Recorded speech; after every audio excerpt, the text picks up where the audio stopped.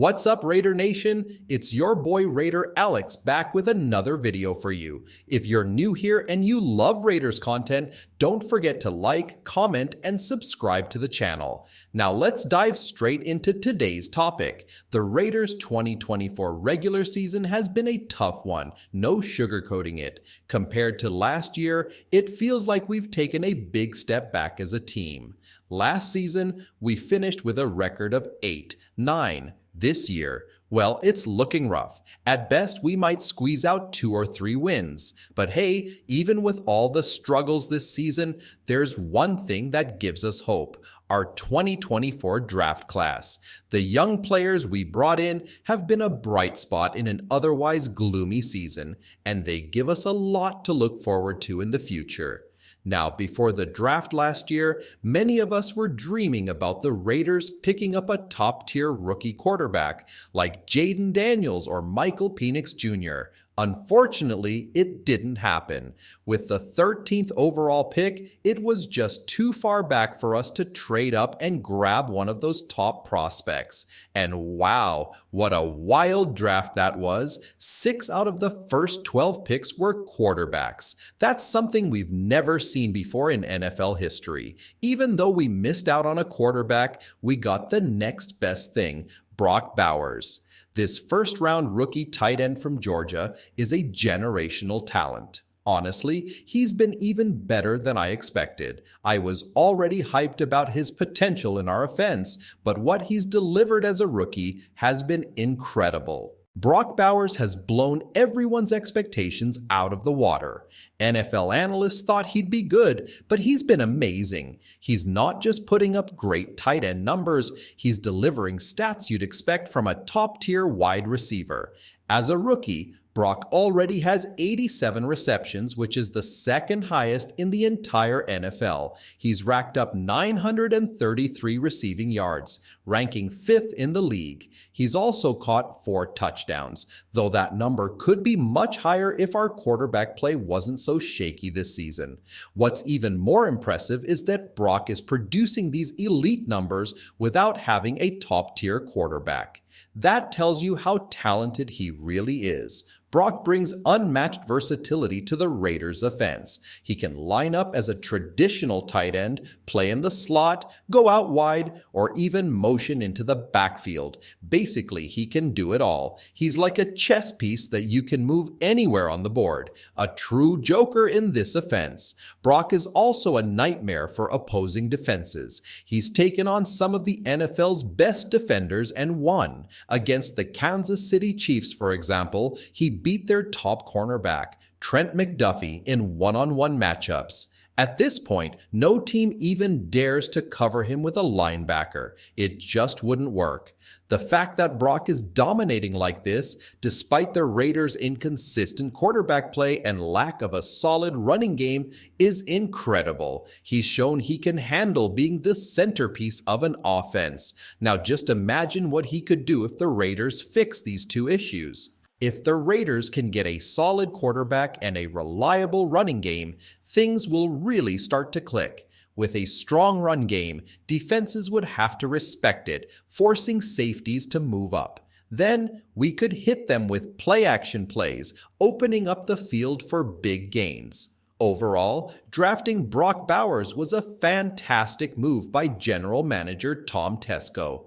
Honestly, if the Rookie of the Year award wasn't usually just a quarterback competition, Brock would be a serious contender. He's likely to earn All-Pro honors in his very first season, which says a lot about his talent and potential. The future is bright for him and the Raiders' offense. The key takeaway with Brock: get him a good quarterback and just throw him the ball. Now let's talk about another rookie, our second-round pick, Jackson P. Johnson. The Raiders used this pick to address the offensive line, selecting Johnson, a center from Oregon. At first, things were a bit slow for Jackson. He missed part of training camp and didn't get much playing time early in the regular season. When he did step onto the field, it was as a guard, not his natural position. Even so, he immediately impressed with his nastiness and physicality in the trenches. However, the offensive line continued to struggle under coach Luke Gioi.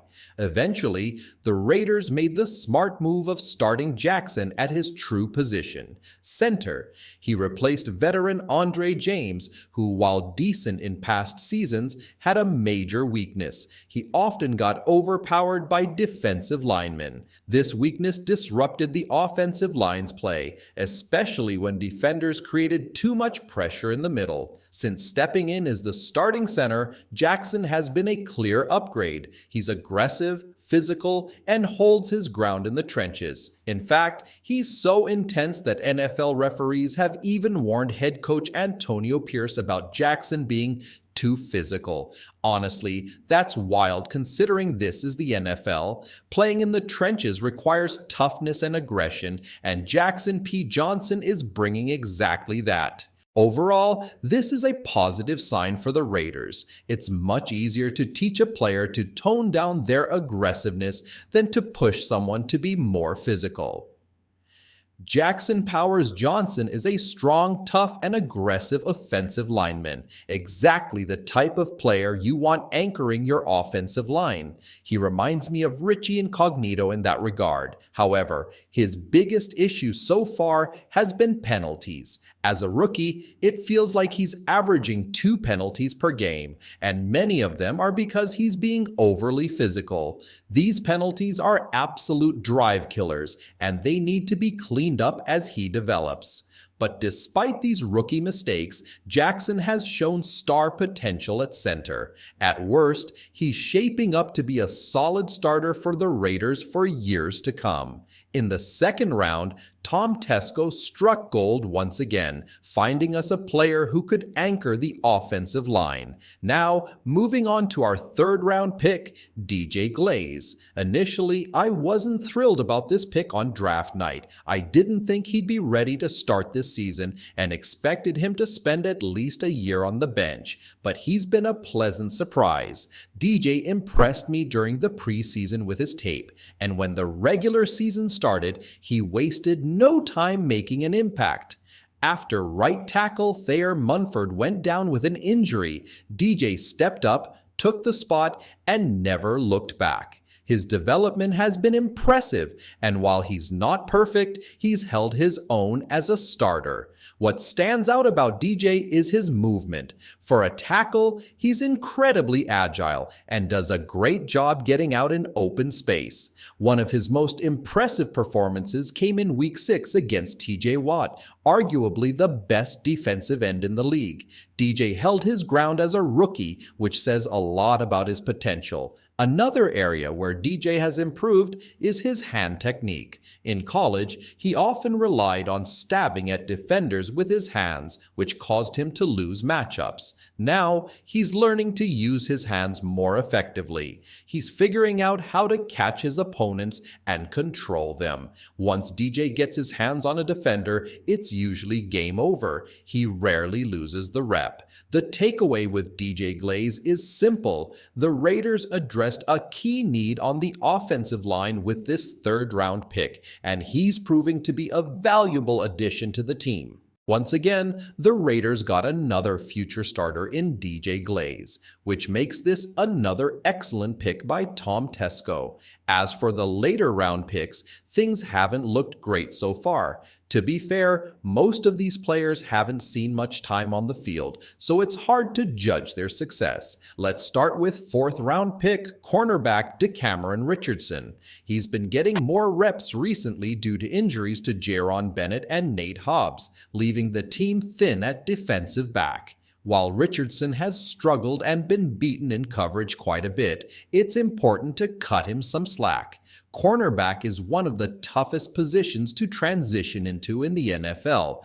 Richardson has the physical tools, but he needs time to learn the finer details of playing the position. It's far too early to count him out. Look at Jaron Bennett as an example. He struggled during his rookie year and was getting burned often, but in his second season, he turned it around and became a lockdown corner. There's still plenty of hope for Richardson to develop into a solid player. Linebacker Tommy Eichenberg and safety Trey Taylor haven't seen much playing time either, making it hard to evaluate their potential. Then there's Dylan L., who had limited opportunities but fumbled when he did get on the field, making his contributions underwhelming so far.